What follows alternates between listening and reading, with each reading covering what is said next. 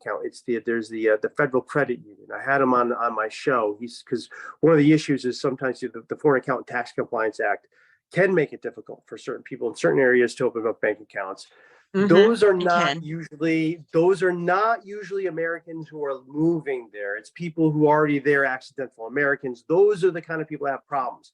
If you're an American moving somewhere, full American, usually don't have a problem. So don't be scared by that. But there's some weird things that happen. And again, I see those happen. What I love, and I think this is where you see one of the things that happens is you're going looking at the world through the limitations of your own prism of your own investment, right? And that's what you need to cleanse yourself of, and it can be really helpful. And here's just one example of something that made me rethink something totally. And so I'm divorced, but my ex-in-laws, we're like this because they're Hungarian. I don't know, Hungarian people and me, we just get along well. It's just something. I don't know what it is. They're great. They're wonderful people, and I love them. And they still have a house in Budapest. It was given to them. It was given them to them by in a nice neighborhood. And I'm like, well, I said, you guys barely use it, I said, well, why did you sell it? The carrying costs are killing you, right? And then they said, no, there's no property taxes in Budapest. I said, oh. Okay, well, like, yeah, the neighbor just takes care of it. And hey, you want to go use it? I'm like, yeah, keep the house. So, and that's an important thing too, because so I've been in Canada for a few months helping out with my mom. She's been going through cancer treatment and things, and she's doing great. Awesome. So I've got my place in Montenegro that just sits empty, and people are like, you must rent it, like, to help. And honestly, like, it's not a very big place, but my bills are I bet, with me not being there for what we would call like HOA fees, that what little bit of electricity of just a few things running, I think I'm probably at maybe 50 Canadian dollars a month to leave it empty. I'm like, to rent it, if I don't get a reasonable amount, somebody wrecks my couch, my leather couch, why would I have somebody in there? Like, it's fine, and it is exactly the way it is. So if I'm leaving for a month, I'm leaving for 4 months. Like, there isn't, I paid a tax when I purchased it.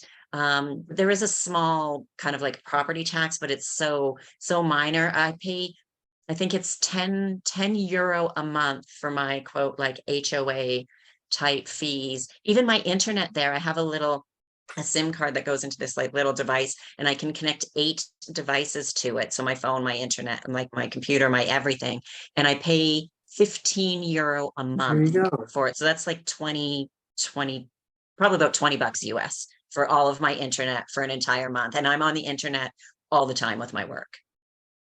Yeah, it's nothing. So it's like, why? I don't need to. If I do rent it, great, I can make it. I think, and that is amazing. And that, I think one of the things holding people back from thinking about that is just like, oh, I just don't need another carrying cost, another all these these property taxes get out of control.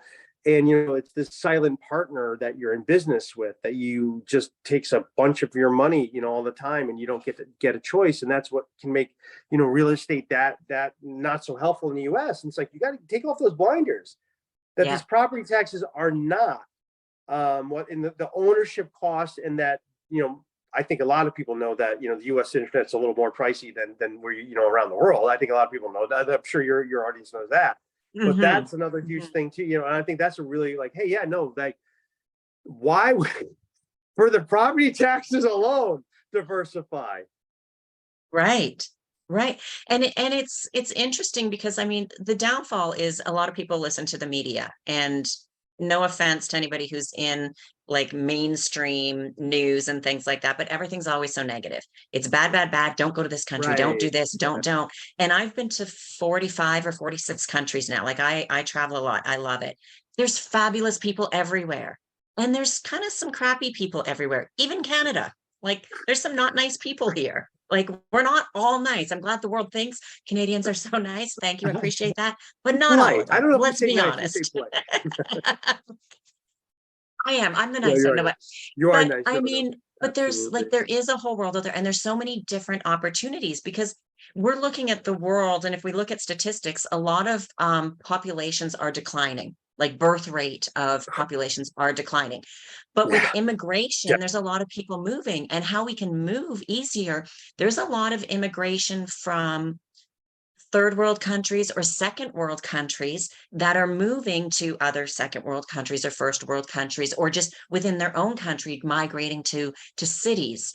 And farmland and stuff is, there's less, but major cities and things, or growing cities, there's so many opportunities, whether if people want to move just for a cheaper lifestyle, a more comfortable lifestyle, they want to just invest, they want to have investment property, that they want to be just hands off, or maybe they have a investment slash vacation property, depending upon their work. If they live 3 months in it and then they travel and go elsewhere and then they go back for 3 months. I mean, there's so many ways to do it, and there's just so many options in the world. It's crazy. There's so many options.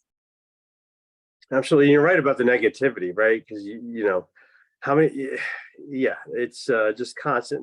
It's always easier to give a snippet of something that makes it look far worse than what it is. Mhm. And